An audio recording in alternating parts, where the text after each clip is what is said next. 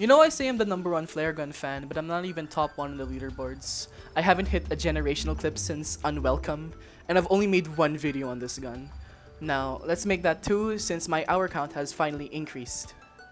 Now, one of the more common comments I see is, how do you combo that fast?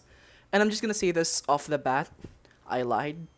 This isn't a video about the flare gun, this is a video about fire physics. Yay! Live commentary vintage over here. So the way you flare punch is pretty simple. You just hold down your primary and then with the timing you switch to your secondary and you can like land the flare punch.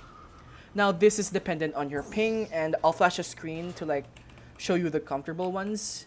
You can practice yours using like net fake lag and I set mine to 80 so it's much more believable. So a successful flare punch relies on the fact that the fireboxes linger long enough for you to like connect a shot, basically. But the most important thing here to note is that it's not like a matter of timing, it's more so a matter of fire manipulation. But before that, here's some secret pyrotech that most pyro players don't tell you.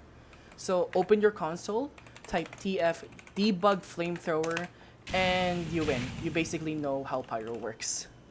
Now what I mean is that flare punching and the entirety of pyro centers around knowing your flame particles. There's this video by this unknown guy that I'll slap over right here. The spark notes is that it's based on your velocity and how fast you move. So by knowing this, taking into account like the enemy's movement, your movement, and how the fire particles work, you could basically set up any flare punch really consistently. And that's that. Oh, wowee. So just practice, and you'll basically know like how to flare punch or how to combo pyro in general. I just said practice. I just said practice on a tutorial. So after this, some of you will just probably do it and do it every single second, but here's some things to note. Flare punching is pretty predictable for like the experienced pyros. It's telegraphed pretty well and you might get clipped, and it sucks. So keep that in mind. Another thing is that you're not on your primary when you keep trying to flare punch, so you might die more often because you can't air blast projectiles or do enough damage if you miss.